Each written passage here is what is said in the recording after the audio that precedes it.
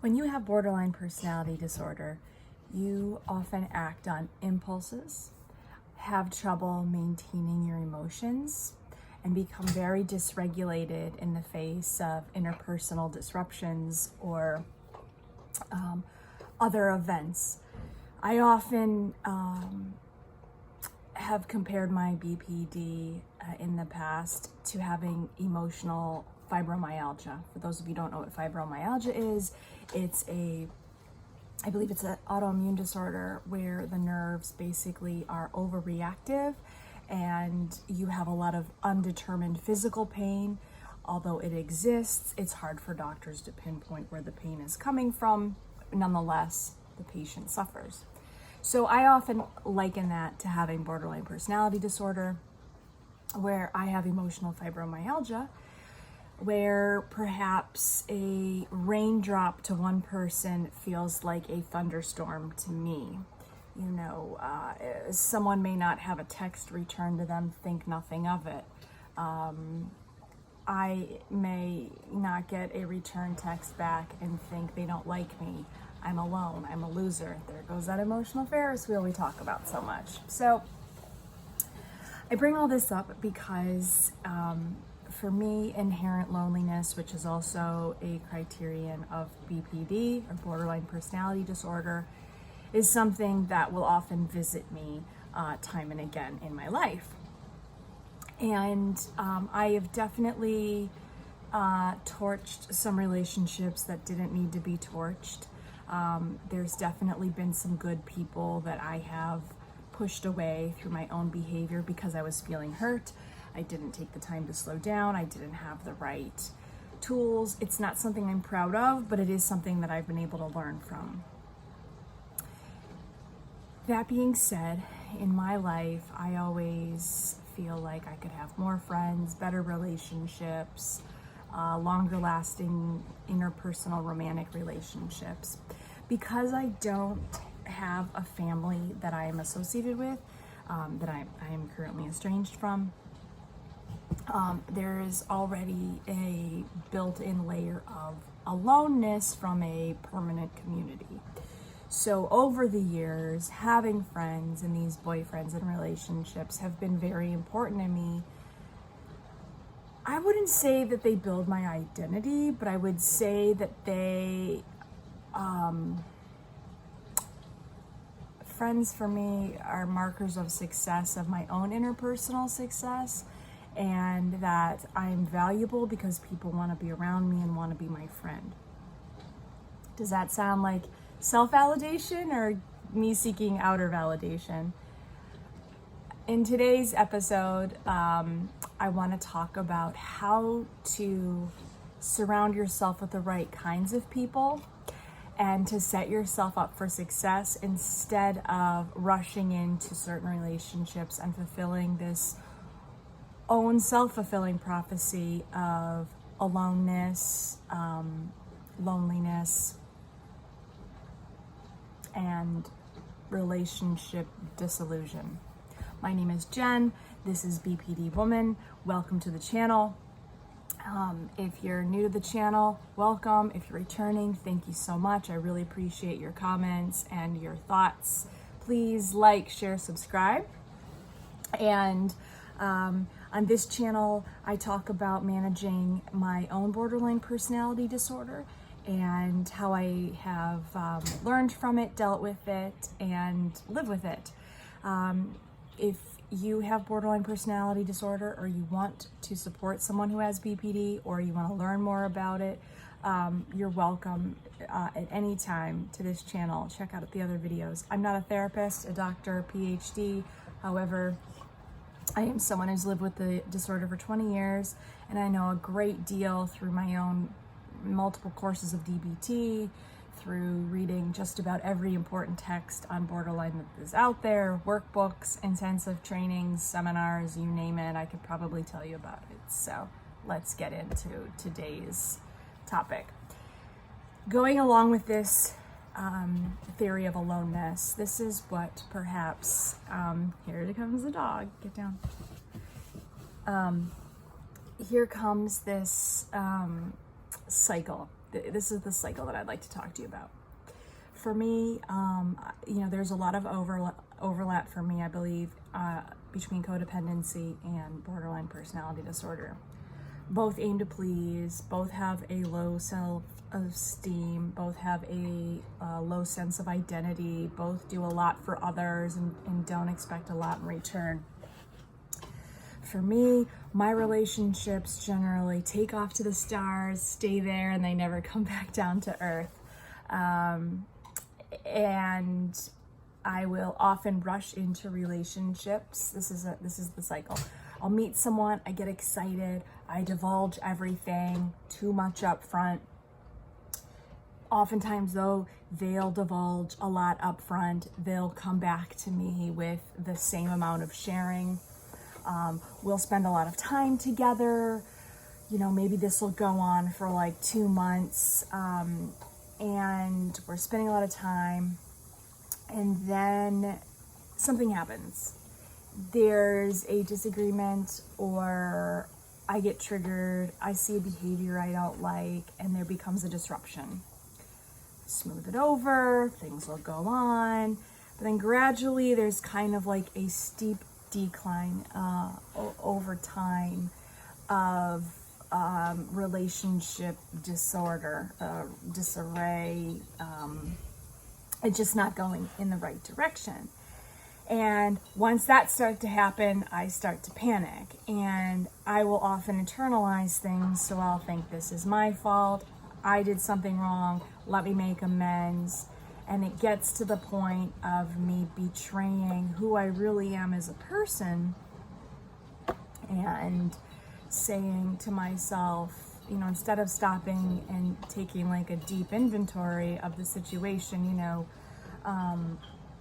I will internalize it. I will blame myself. This is my fault. It's my borderline. I'm shitty at relationships, blah, blah, blah.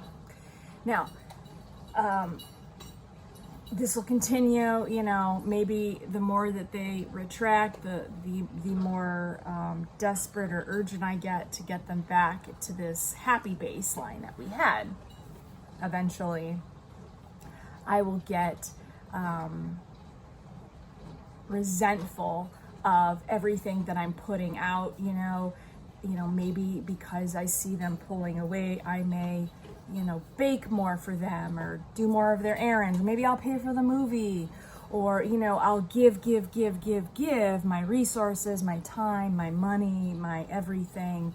And when I eventually start to see that I'm not getting it back, I get pissed. I figuratively flip the table and I'm out. I'm like, peace, bye, fuck you. I'll send a shitty text or a series of shitty texts.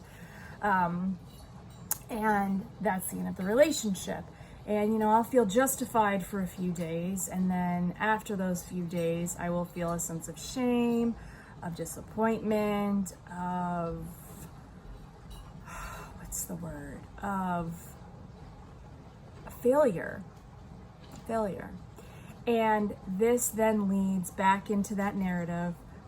Some people call it core content. I like to call it the tapes. Those tapes push play, and then they start repeating, you're a loser, you don't know what you're doing, no one wants to be around you, why are you this old and so friendless, blah, blah, blah, blah, blah. And that feeds into my disorder of thinking I'm defective, I'm never going to get better, and there you have it. That's the cycle. There's a couple things at play here, all that can be remedied by 3 steps that I'm going to go over today, like how to choose people wisely, and how to maintain those friendships or relationships or working relationships, whatever it may be. Oftentimes you have to remember, because we are eager to be in relationships but have poor interpersonal management skills, although we're very dynamic people, we will attract people right away. They're attracted to our energy, our intelligence, our light, our humor, whatever your awesome characteristics may be. And then we find ourselves very alone. And we have to ask ourselves a few questions. One, if you are codependent and you're a borderline, or you're one or the other, there is a super high probability that because you are so empathic and because you emote so much, you are attracting narcissists or people on that spectrum that are willing to use your givingness, your sense of help, of paying for things. They will capitalize on that and they will use it and they will expose it. Make no doubt. I've seen this occur in my relationships over the years lots of times. I honestly don't think there's much of a difference between how much a person without BPD and a person with BPD attracts a narcissist. I think narcissists are opportunistic. I think the difference is how long someone without BPD will keep that person around and how long someone with BPD will keep that person around. In the latter, if you have BPD, you're more likely to keep them around because you have a deep feeling of loneliness. You want people to be around you. That makes you feel valuable. And so you're susceptible and vulnerable to letting in people that shouldn't pass that first round of interviews. So that's the first thing to think about. The second is you sometimes will also attract, the law of attraction is, you attract what you are, right? So if you're smiling and you're happy, you'll often attract people who are smiling and happy. If you like going to Comic-Con, you are probably more likely to attract people that go to Comic-Con or play game, are into cause or D&D, whatever the thing may be. So you have to remember that there's also that emotional element. So you may often attract people of the same emotional intelligence or sometimes a little bit less. Now, why that's important to keep an eye on is because if you are in a not effective or healthy place or a sick place, you could be attracting sick people. And those aren't necessarily people that you want to have completely enmeshed in your life. I have been friends with borderlines and non-borderlines and people from my DBT classes. And even I have certain limits. It's helpful to have these relationships so that you can mirror and be like, oh, that's what I look like. Oh,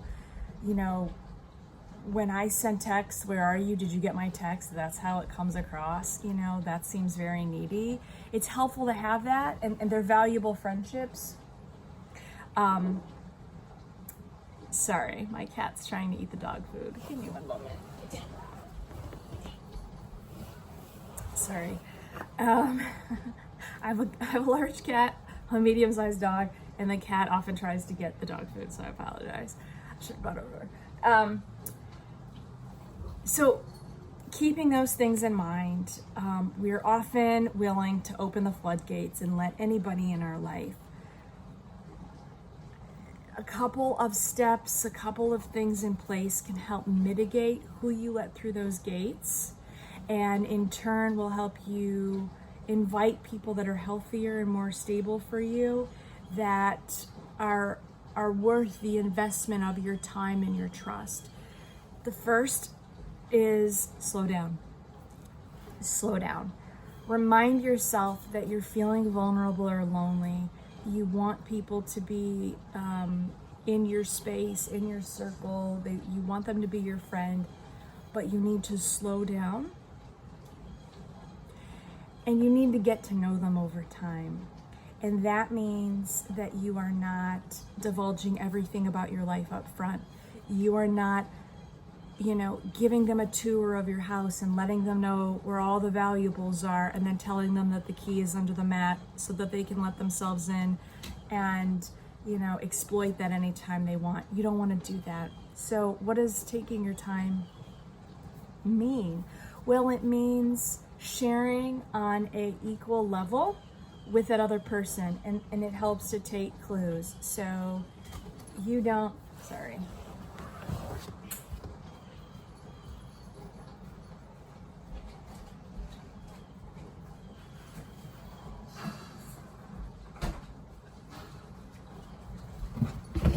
sorry. Live, going live. Okay, so that means that you spend little amounts of time with them. You don't spend 5 consecutive days in a row. You don't have one great date and then plan 4 more dates. You go home, you think about it, you take your time, you percolate, you think on your interactions with people, you take a personal inventory.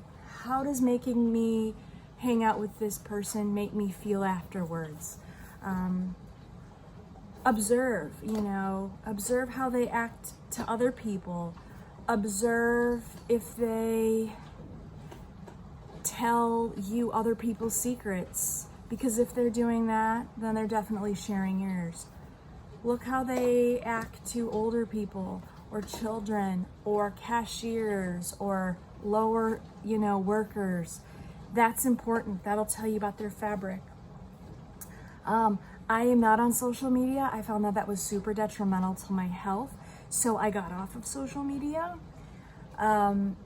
But if you're on it, take a look at their social media. See what kind of organizations they're affiliated with. Do they align with your values? See what kind of activities they like. Do you like them? If you're a Christian and very devout, but they seem to have like a high degree of interest in pornography and the KKK, well, maybe that's not the person for you. So again, take your time. Number 2, take your time. So again, when you think that you've taken enough time and that you've done everything in step 1, you've been selective, you haven't put all your time up front, you haven't divulged all of your interpersonal secrets, you've taken time to get to know someone, you've seen them in a variety of settings. When you think you've done that long enough, do it again. Repeat step 1. Go back and say, okay, how is it going with this person? I mean, any one of, we all know there's a honeymoon period in any relationship, right? Everyone, nobody comes over to your house right away and farts and wears their shitty bra to bed and your boyfriend doesn't take a dump at your house immediately, right? Like, there's a honeymoon period where people are keeping all of that stuff kind of locked down. And the same is true of their personality. So, you're really not going to get a good idea for who someone is for a good 6 months to a year. And that's just how it is. So be selective and then be selective again.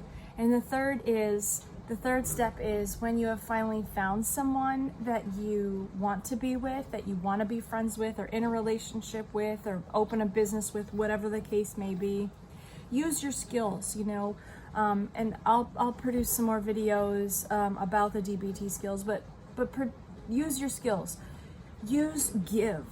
Use your dear mans, use validation, use empathy, ask questions. Don't make it about you. Oftentimes we get so worried and we need outer validation and we're like, I had this argument at the supermarket. Do you think I was right? Like, what do you think? Oftentimes turning out your energy to someone else, asking them about their day, their trip to the supermarket, not only endears you to them and connects you to them, but it also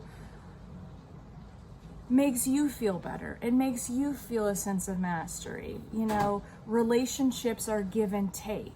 And so with give and take, you want to be observant when you're using these skills that you're also receiving, right? That you're giving and taking. That this relationship is not one-sided. So they should be using their skills too, which is a fancy word for just being a reciprocal friend.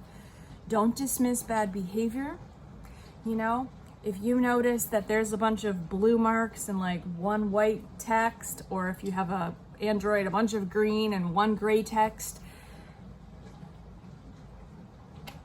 I don't know. Is the relationship staying off balance, or are they just going through a really busy spell or a rough time?